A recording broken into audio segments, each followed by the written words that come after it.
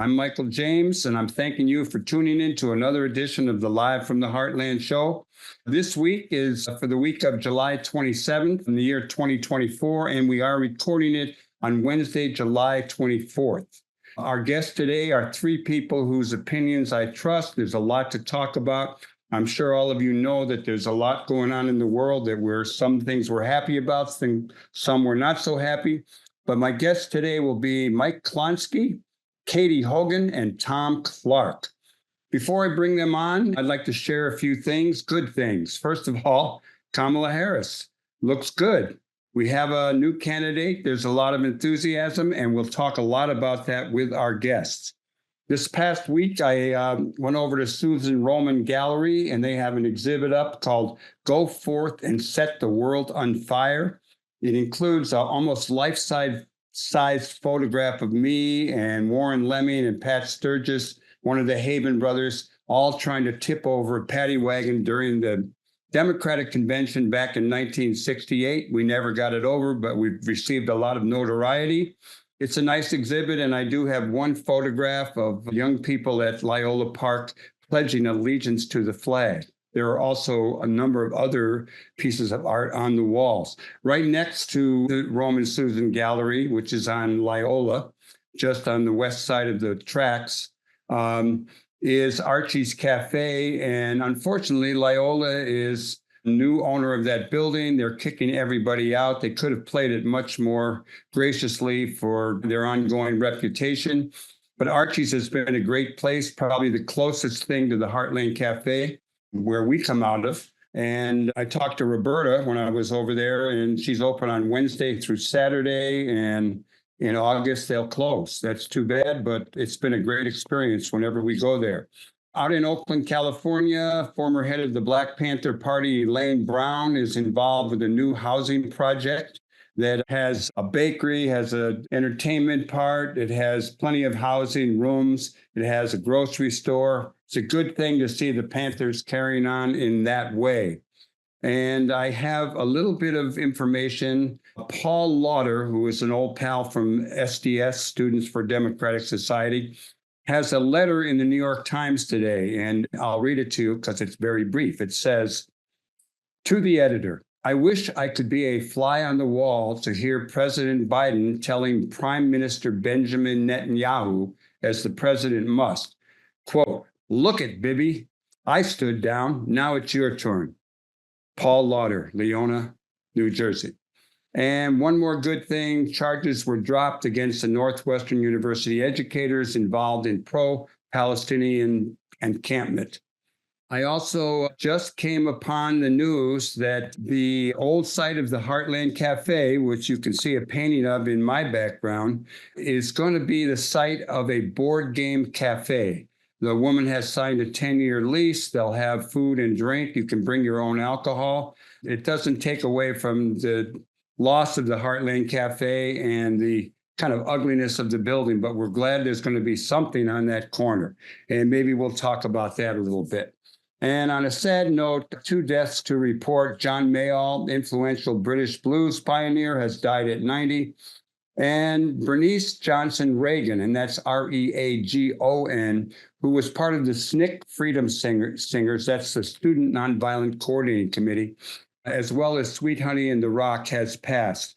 And I remember when the Freedom Singers came to Lake Forest College, probably 1963, and I was given the task of driving them back to Hyde Park. And I took the Freedom Singers, including Bernice Johnson Reagan, to the home of Sylvia Fisher, who was a longtime educator and civil rights activist. And I remember meeting James Foreman. I remember Willie Peacock of SNCC complaining that he couldn't get back to Mississippi on $25. It was quite an experience for a young guy who looked to SNCC and got to meet the people in the actual flesh. Okay, with all that said, we're going to hear a little bit of Bernice Reagan Johnson singing, and we'll be right back with our 3 guests today, Thom Clark, Katy Hogan, and Mike Klonsky. Welcome back to Live from the Heartland for the week of July 27th. We are recording it on the 24th. I have 3 people whose opinions and insight I treasure. That will be Thom Clark, Mike Klonsky, and Katy Hogan. I've asked them to join us today because there's a lot to talk about. Kamala Harris will be the Democratic nominee, almost for certain. And we're pretty happy about that. And I'd like to ask the three of you where you were at 12:46 Central Daylight Time when the word came down, and what were your first thoughts? Very briefly, I was on my front porch selling my photographs at my outdoor gallery, and I got it first from The Guardian, followed shortly after by the New York Times and the Washington Post, but The Guardian was the first. And I was elated. How about you, Thom?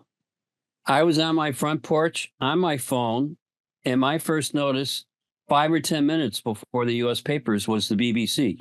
And I actually grabbed that screenshot and posted it because I hadn't heard it from anywhere else, and no one else was breaking it at that moment. So, and I was ecstatic. How about you, Klonsky? I don't know. I got a phone call from my daughter saying, "Hey, did you hear the news?" But to me, I wasn't surprised at all. I knew it was going to come down by the end of the weekend. So, Yeah. I had been following it close enough to know that. Yeah. How about you, Katy Hogan? I want to know how he knew it was going to come down by the end of the weekend, but I'll tell you where I heard it was my sister Colette texted me. I was in a meeting over at the 49th Ward organizing what's coming up. And I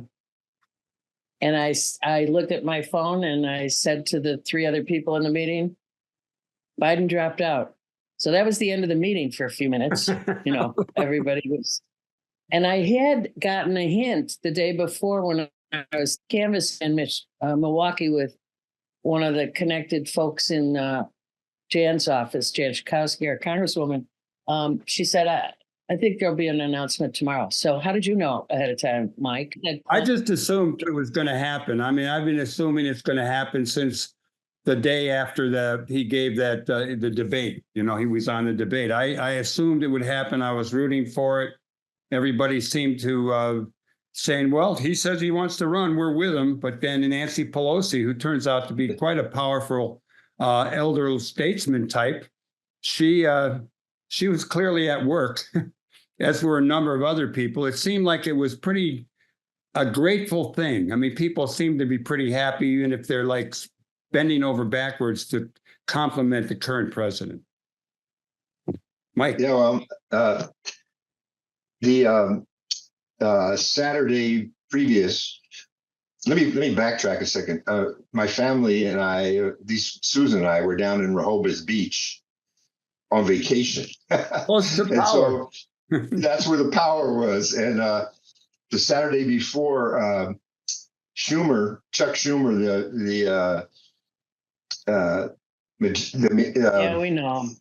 You know who Chuck Schumer is. Schumer went down to Rehoboth and kind of broke the news to Biden and the family. A lot of people, I don't want to bust anybody's bubbles. A lot of people are saying, well, it was really great. Biden put the needs of the country and the party ahead of his own interests. But actually, there is a ruling class in this country. And I think a big section of them decided it was time for Biden to go. And Schumer had met previously with Pelosi and the Clintons and the Obamas and a lot of the donors who were calling in saying they're not going to put a penny more into Biden's losing campaign. And so they sent Schumer down to Rehoboth Beach. And it reminded me of the scene from The Godfather where the big guys, kind of told Biden it was we could do it the hard way or the easy way. And so then Biden had decided, he said he needed a week. And so they gave him a week and he took the week. And then on Sunday, I guess it was, he made the announcement. The reason I knew is because David Brooks on Friday said it'll be 2 or 3 days. And that's part of the ruling class elite, right? Former Republican columnist. So I took that as the insider view and sort of went with it. David Brooks can make me crazy, but he also can be very insightful. And Mike, you mentioned the ruling class, and I'm just wondering about what do you think about these three members of the ruling class and what they're thinking about this? Elon Musk, David Sachs, and Peter Thiel. Thiel is the PayPal guy. I'm not sure what Sachs is, but they're all clearly in the orange-haired guy's pocket. They probably were pushing for this guy Vance, who changed his name, whose parents in today's money made $186,000 a year. It's not quite the close to the ground Southern white dude that they're claiming. Anyhow, I'm just wondering about the fit running mate for Trump because he can lie just as well. Well, that's a good one. Where do you guys think about the? I thought Hulk Hogan would have been a better vice president to run with Trump. Or Stormy Daniels. Yeah. This is called the Heartland Comedy Hour now. Okay. Why not? Why not? Go ahead, Katy. I thought it was pretty excellent timing on Biden's part to wait until the convention was over and all the hoopla boopla over a little, narcissistic misogynist joining the team of the nice narcissistic misogynist racist.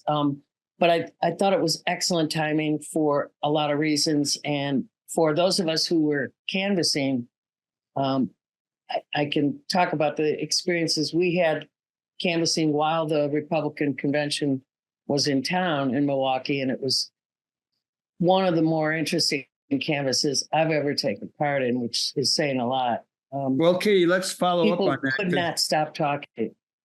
Let's follow up on that because, you're involved with Operation Swing State. I'm not sure the proper name, but why don't you tell us about the work you were doing before the announcement and where you see it going now? Well, Operation Swing State is a collaboration on the part of a whole bunch of Dems in Chicago, a bunch of other activist people put together, mostly organizing bunch. She's got these interns. She's got like about 25 young people, including a couple of Peyton high schoolers and mostly college students who finally, thank God, are, making up the lion's share of the start of these canvasses. And now she's got them trained as canvas captains. So Operation Swing State is the current version of Chicagoans go to the nearest swing state. And so those are Wisconsin and Michigan. We go every week. There are multiple trips now every week. And we've got good relations with the Wis Dems and the Michigan Dems. And they, of course, welcome all the help they can get. And they put us to work very well. This has been under Operation Swing State's banner. It's sometime in June they started. So I had to give notice to my wonderful summer camp job at Gethsemane to go to work for them as I am now, which is part-time, which is something you can laugh at. No one ever works on a campaign part-time. No, we know you. So the fact that we've started early and I say we know you'll be full-time. I'm sorry, Michael. It's just the way it happens. I know. Okay, so Operations SwingState.com is how people get to Mobilize platform, which is a really simple, straight-ahead platform, and they continue to tell you updates, give you more updates after you've signed up at least once. And what else did you ask me, Michael? Other than I don't remember, but let me switch. Let me back up and respond to an earlier question, Michael, which is Elon Musk and Sachs and Steele. Elon Musk is only in the news because he's the richest man in the world, supposedly. And his company lost their profits were down 40% this past year. So once again, a really effective business person who thinks he has something to say about how to run the government. Mike, you had your hand up there. Well, he's given $46 million a month to Trump's campaign, right? Well, he backed off of that. Oh, he did. Anyway, but that's not the point I was going to make. I really have a question for you guys. Everybody's kind of glad that Kamala Harris is the new candidate. But that's a pretty low bar. I mean, I think the Democrats now have at least some hope because at least they have a candidate who can, get through a press conference or speak at a rally, able to campaign, which we didn't have, up until now. But my question for you guys is: aren't you troubled at all by the fact that it's the big boys who made the decision about what does that say about the Democratic National Convention? Is that just what is that for then? If the decisions have already been made and the delegates got a phone call and switched their votes overnight? Katy. I've been a delegate twice to Democratic conventions. And I've also worked in politics as long as you have, probably longer on the electoral side, Mike Klonsky.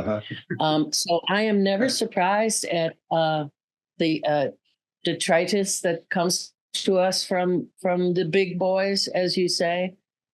But at the same token, I'm a ground level field person. And what I know is this election must be a full rejection of the MAGA mindset. So I don't look at the dirty details at this point. I'm the ground vermin. And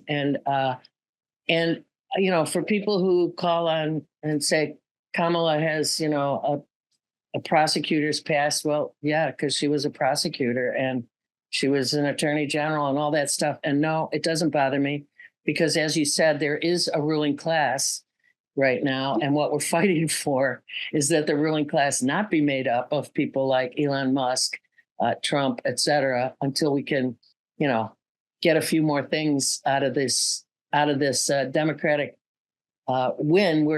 We have to help them win. We have to help them win. And I think Kamala is good for a number of reasons, not just that she can walk down the stairs of a plane without falling, and much less up the stairs without falling 3 times. She's younger, and she's going to pick a younger running mate. And this is what a lot of people in my ear have been, wailing about for years, that we've got all these old people. And I'm like, here, take my job, do it. I want young people to take the torch or pass the torch to them.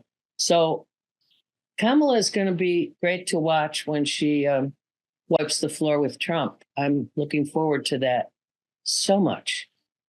But I have no problem. I have no problem, campaigning for. You have no problem with how the sausage is made, right?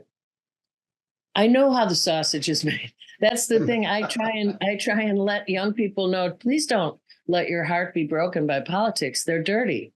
And every single time I work a campaign, there is a point at which I say blank politics over and over from a desk full of papers, full of names that I'm calling, that I'm arranging. And the system still disappoints me, but the volunteers do not.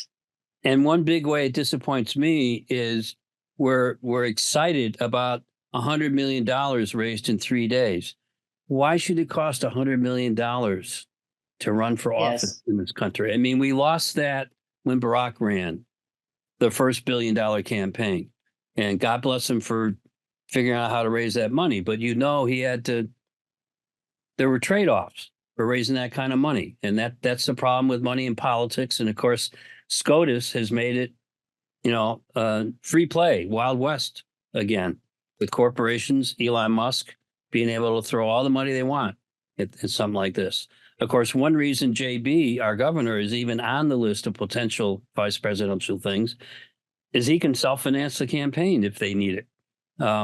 So it's, the sausage making is terrible, but that's part of the messiness of democracy. I think people were scared of an open convention. Personally, I thought that would get people even more excited.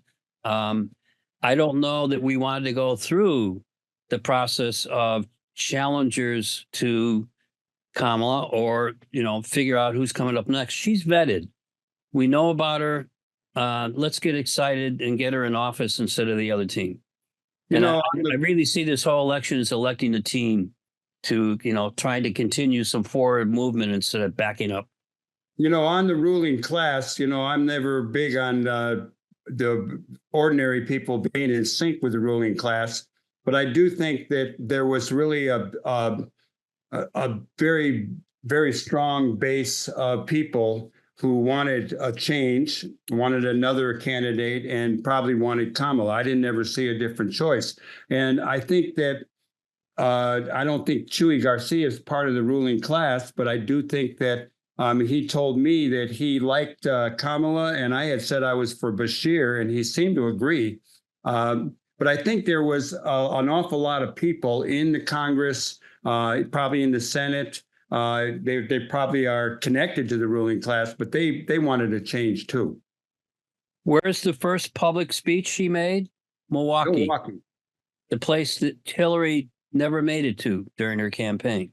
So, in the speech, by the way, you got to read it. It's she did a phenomenal job, and she used the prosecutor background to her advantage.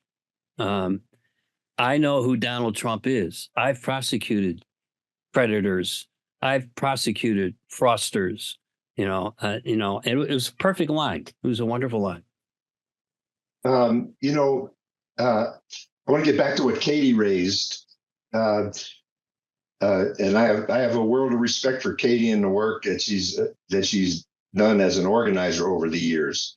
And she's probably right. She probably precedes me in terms of that, which not many people I talk to these days do. Well, you were in the movement. You weren't doing electoral. You were doing movement. Well, in '68, we were doing movement, yes, but we also got blamed, as you recall, for Humphrey's defeat. I blame the police for starting it, unless you think Abby Hoffman started it by saying he was going to put LSD in the water. Well, here my thing was and is now to a large degree. I couldn't morally support a war candidate or the war party at that time, and to support a guy like Humphrey, who was right in the mix in terms of bombing the Vietnamese to rubble and killing 1 million people. It just, even though he was running against right-wing Nixon, I couldn't bring myself to, and I think thousands of other young people who were in the streets with us, Michael, in Chicago that summer, I don't think they could have brought themselves to support the war party or Humphrey. And today, a lot of these young people who've been participating in encampments and some of the people who were arrested, I don't know if you heard, but there was big protests at the Capitol yesterday. Hundreds of people were arrested. Well, it wasn't just against Netanyahu. It was they were demanding that they were trying to stop Netanyahu from speaking at the in front of Congress, and a lot of the politicians, Democrats and Republicans, are boycotting Netanyahu's speech. The problem I got now is that once again, it seems like history repeating itself in some kind of crazy way. You got both parties supporting this genocide in Gaza, including Biden and including Kamala Harris. And it makes it very difficult for a lot of young people and a lot of people, a lot of Arab Americans and people like that to jump right in and back Harris. Even though I think I'm glad Harris certainly is a great alternative to Trump, but so to get back to what Katy was saying about organizing, and my experience in organizing has been that before we endorse candidate, we get some kind of a trade-off.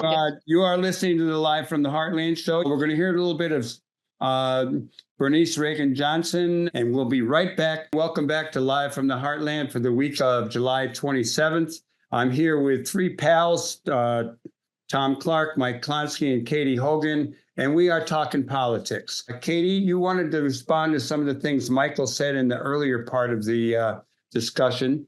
Mike Klonsky brought up the whole the war on Gaza that's incredibly getting even more brutal every day, and the problem with how can we celebrate, if you will, or be happy about a candidate who comes from an administration that apparently was able to blind their eyes to the carnage that's going on in Gaza for the last 8 months, 9 months. And it's a good question, I think. And Bibi Netanyahu getting demonstrated against, there should have been thousands of people out there, but there were a few hundred, you said. And it's very difficult because they how many did they arrest, do you know? I think about 400 people got arrested yesterday. No kidding. Wow. Skinny. Yeah, no shitting. I think, when we're doing this Operation Swing State, going up to other states to knock on doors, we can't, all of us, be apologists for, say, that particular policy. And, right. I try to steer clear of that because there are so many lies that people need to be disabused of. I had a young woman who claimed she was a constitutionalist, which is all she had to say. I knew she was a Trump supporter, but she's like a 20-something young, lovely woman who claimed she was all about God. And then, we listened for a long time, and she got to the place where she said, and all the violence from the migrants, just violence in the cities, at which point I stopped from losing it just long enough to say, well, now is where we tell you that we're from Chicago, and Chicago is a sanctuary city. And Chicago had, thus and so I told her the story of feeding and clothing and housing people that wasn't expected and it wasn't in the budget, but somehow, figured out how to do it. And isn't that what Jesus would want? So the dialectic of, doing politics when you've got a ruling class it remains in place. I just want to throw in there the headline today, I think I saw, or could have been yesterday, basically the world court's ruling that the occupation of Palestinian territory is unlawful is a sign of increasing Israel isolation. And well, that's the point I wanted to pick up on, which is that when Bibi arrived, he should have been arrested at the airport. He's an international war criminal, or at least to be arrested so he can be indicted or whatever the international court can do. They don't have much enforcement power. But I think that one silver lining here, and we'll see what she does with it, Kamala was the first senior administration official to come out forcefully for a ceasefire. Now, I don't know how quickly she can shift the administration's current foreign policy, much less congressional appropriations to send more bombs over to devastate Gaza. But there's an opening there if she knows how to use it, I think, when the Gaza argument comes up. Well, she's meeting. I think she's meeting with Netanyahu either today or tomorrow. Which I was disappointed to hear. I know that she and Biden are both meeting with him. Most Democrats are staying away from his address, and she's not going to his address. She does not want that picture of sitting behind him while he addresses Congress, and that was a smart move. Yeah, but she prefaced the move by saying this has nothing to do with. She said she had a previous engagement. She said this has nothing to do with supporting Israel. She says I'm a longtime supporter of Israel, and but I had a previous engagement. I was stunned to hear that. Both houses of Congress are meeting, and a foreign president is speaking, and you made another a lunch appointment or something like that. I thought she was just covering her rear end there. And but the point I was asking Katy about has to do with organizing. It seems to me that I was kind of stunned that, for example, all the unions jumped on Harris's bandwagon the second that it was decided that she would run, instead of at first trying to negotiate and get something in return for their endorsement. I mean, I thought that's the way organizing has always been done, going back to the Alinsky days. I don't think there's time, Mike. I think that everyone's feeling the pressure. People knew this was coming. They probably knew she would be the candidate. And, as much as we, a few years back, I never would have voted for her unless we did something better around the Middle East. But given my old age and given the situation of the world and given the draconian possibilities with the orange-haired dude, I kind of threw maybe some of my principles out. I don't know, but I'm just in and rooting for the Democrats, and that's a shift. I sometimes think, am I a revisionist from the things I believe? Because I still have real serious questions. But I also, in these times, with the threat we have and the opportunity we now have, I'm just sort of all in. Look, politics is not principle. So I don't think you've given up your principles. It's a dirty game, and it's a compromising game practically every step of the way. And, we try to live with it. But I think that the on the ground work, such as Operation Swing State, is critical, because it's going to be those one-on-one conversations at the core of any good organizing campaign that will move people. And I think our main goal is to get couch potatoes off their couch and vote, because that's, I think, the 1 or 2, 3% that's going to make a difference in this election. Try not to call them couch potatoes, though. Amongst friends. Katy, you've reluctant voter who's thinking of sitting home formally because it was just 2 old men that we already know about. I think that dynamic has changed. And I think our organizing goal needs to be to get the unengaged voter to actually cast a ballot in November. I don't think that those thousands and thousands of students who were encamping on their campuses or the professors who were arrested from Northwestern the other day, I don't think they're couch potatoes. I think that that's not the voter I'm looking at. They're engaged. I know, I think they'll come out and vote, Mike, to be honest with you. I think that you'll find that, like the Arab community and up and around in Michigan, as well as Cook County, not that it makes that much difference here, they're going to vote for Harris. But I do think she has a challenge. Is 200 to 300,000 Arab voters in Michigan. You do. And that's where she's going to have to make some amends, I think. And I don't know how she does that with the sitting president continuing the foreign policy he's been. I think how she does it, if she does it, is that there's got to be pressure from below, and not just people saying, "Oh, I'm on board," or whatever. I don't have any principles anymore.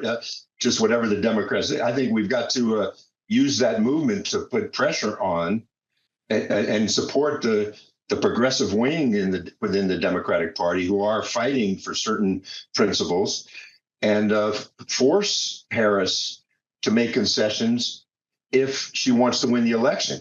Mm-hmm. Because if she doesn't, I don't take it for granted that she's going to beat Trump. She's still trailing Trump in the polls in the battleground states like Michigan. And so I think we've still got to have unity with her, but also a lot of struggle. And I don't see it. I see it on the ground with the protests and what happened yesterday in Washington. But I'd like to hear more from folks like us about that. The thing is, she was on the ticket that thousands across the country, millions across the country voted in the primary for Biden. She was on that ticket. So she got those votes as well. There will be, and already has been, the argument foisted on us by the Repubs through Vance, I think, first, saying, and this is so fascinating. Trump is actually concerned about people being disenfranchised. No, that was his joke of the week, as I read No, that. it was just bizarre. Just bizarre. Yeah, Or I mean, it's trying to the put way himself out there as a hillbilly intellectual when he wasn't even born in Appalachian. If you look at the Ohio map of where he was born, he's totally outside Appalachia. I mean, it's So what Michael Klonsky is looking for is the tightrope walk, basically, between now and election time, how to apply the kind of pressure. The groups who can do that, you're right, would be unions, would be the Arab American community, wherever they are. And they absolutely should be applying pressure. It's not too late for the unions. They're saying them supporting the move this week, and we'll see this in a lot of ways, I'm sure, is simply people saying, thank God you made the move. You made the change. Now it's going to be a lot easier for us to work the way we have to work, which is, you're also absolutely right. It's not a shoo-in. For whatever reason, we've got a third of the American populace, registered American populace, who didn't vote last time around. 77 million voted for Biden, 70 million voted for Trump. Now, I don't believe that January 6th didn't have an effect on those voters. I think some of those voters dropped off forever that day from Trump. But it's still not going to be easy, which is why we're doing what we're doing and can't stop. And so, Katy, if people can't join you on one of the trips to Wisconsin or Michigan, what else can they do? We're going to stage a couple postcard parties, for one thing. Yeah. Postcards have been proven to work. So a lot of postcard writing is happening right now. Phone banking is also going on. And, we're talking Operation Swing State, but there are dozens of similar groups all around the country doing exactly what we're doing. Really, thousands of people are activated right now, going to Arizona, Nevada, Pennsylvania. We have, an easy lift because we don't have to travel far, but for both Michigan and Wisconsin, they are must-win states. And I think that when the rubber hits the road in terms of Kamala's campaign gaining strength, those kind of conversations, Klonsky, that we're both just talking about, holding her feet to the flame, are going to be happening, hopefully behind closed doors. I'm sick of the Democrats, airing their dirty laundry. But I was, like a lot of people, moved when Biden called Harris at the campaign headquarters on Sunday, and in a live phone call that they broadcast to the room. A lot of people were moved by that. He said, well, I'm keeping an eye on you, kid, and I love you, and the difference between that kind of love and the love of people wearing napkins on their ears at a convention, there's a big, vast difference. And American people, I hope, there's more of us than there are of them. I've been thinking of wearing my own version of that would pride colors on it. Oh, God. Well, do you think, people bring up Michigan as a swing state? Michigan has, at the top leadership in all the government positions, it has Democrats. You have Whitmer, who says she is not going to take the vice presidential nomination if she's offered it. I'm not sure that's true. I'm going to switch it here and just ask the three of you what you think might be, or who you think might be Kamala Harris's pick for the vice presidential role. Kentucky, position. Kentucky, or the governor who's retiring in one of the Carolinas. Cooper in North Carolina or Bashir in Kentucky. That's what you think. Yep. How about you, Mike? I don't know. Everybody I talk to now, all they want to talk about is who's going to be the vice presidential pick, as if that's at all consequential in this election. I doubt that it is. I mean, in my days, I haven't seen very many vice president candidates have any impact on the election, except maybe a negative one, like what's her name from Alaska had on McCain's campaign. Yeah, and we can't forget Thomas Eagleton. Thomas Eagleton, yes. And I was trying to remember who ran with Humphrey. Do any of you remember who ran with Humphrey in '68? Yeah, the guy from Maine, the guy from Maine. Yes. Muskie. Muskie, right. But, you know, I don't think this country is. I like this guy Kelly. I think this guy Kelly is pretty strong, but that could also be good. For some reason or other, I don't think he's going to get labor support. So we'll see. Katy, what do you think? Well, first of all, it'll never be two women, Michael. So forget Gretchen Whitmer, and I know she's smart enough to know that. We've got people who are going to come after the candidate, both for being a woman and being Black. So whoever is the vice president nominee is going to be white and probably male and probably not gay. There's just too many things to get over if they got. Imagine we're still saying stuff like that in 2024. I know. Unfortunately, but that's what the former president has done to our body politic, I'm afraid. The politics of grievance. And can I say something or ask about polling?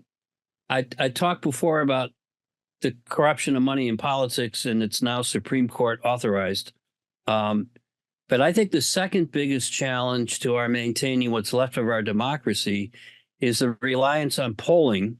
I don't mind it as an internal mechanism to decide where to deploy forces and all that, but it has taken over the way the media, a plural noun, which has a lot of different faces to it, the media using polling as reporting when it's not.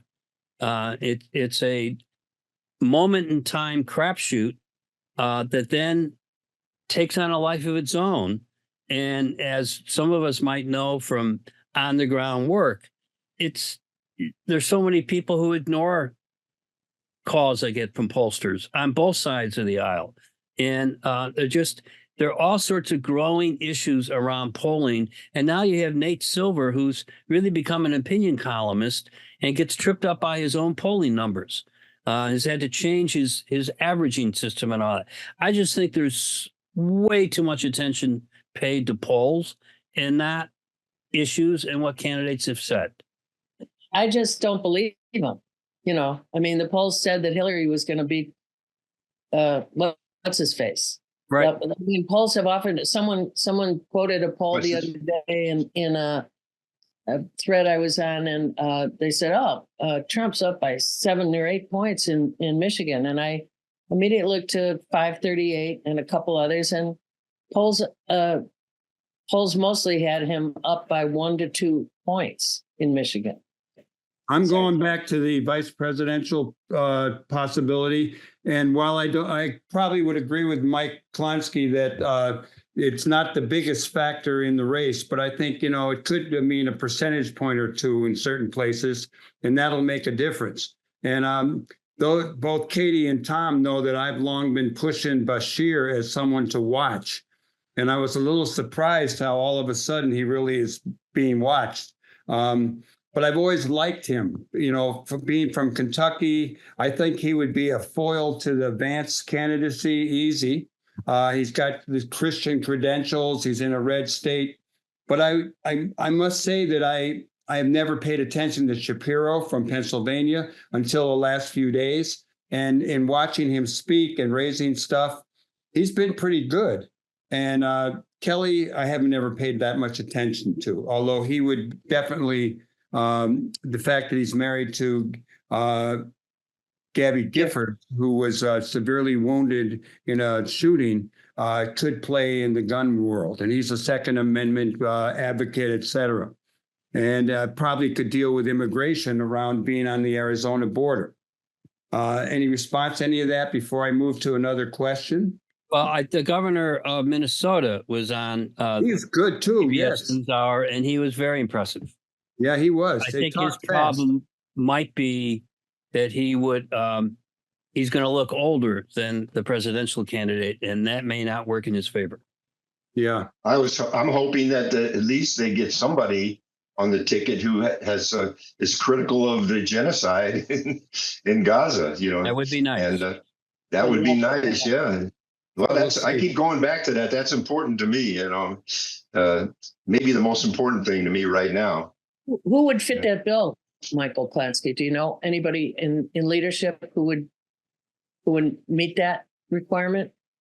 Well, I defer to people like Bernie Sanders and Ocasio-Cortez and those people in the progressive wing of the party who have been very critical of the war and who don't want to see billions of dollars in our taxpayer money going to support a genocide.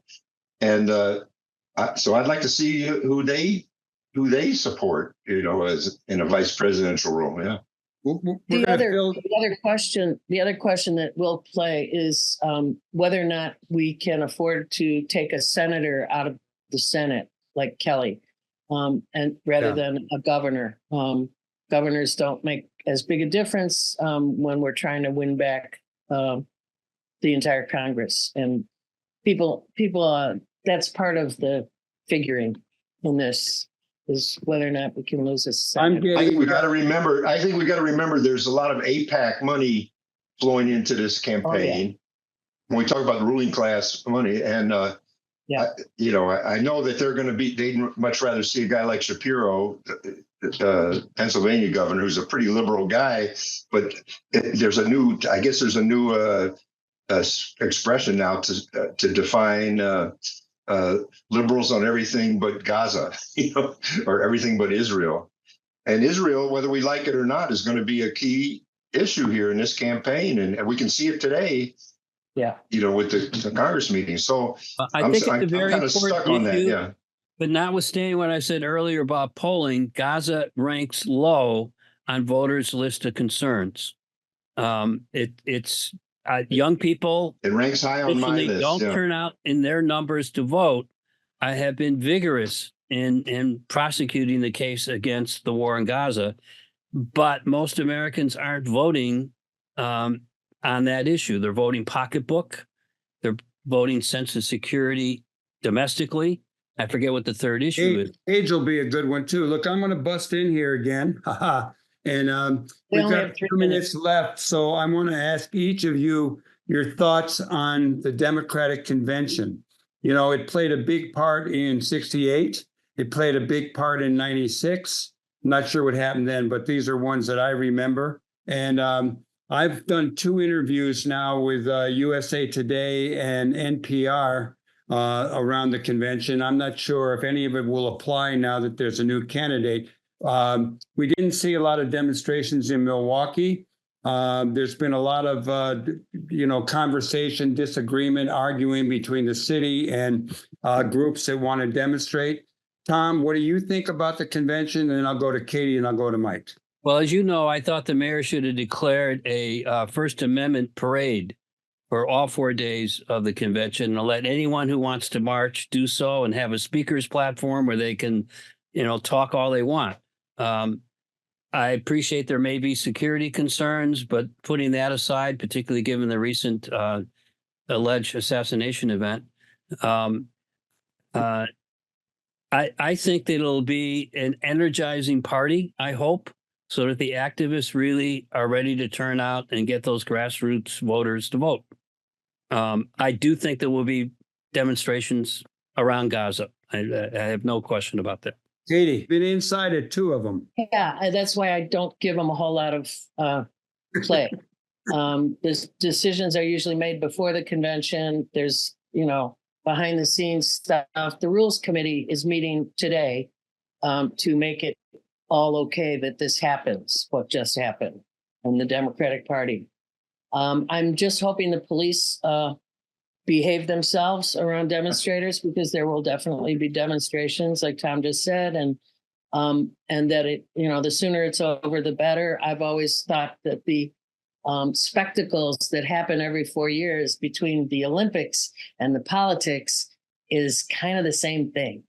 Okay, spectacle. that's good. Mike, you got 30 seconds.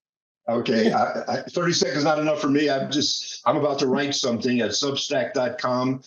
People can read my blog there. I'm writing about the incredible parallels between the '68 convention and today.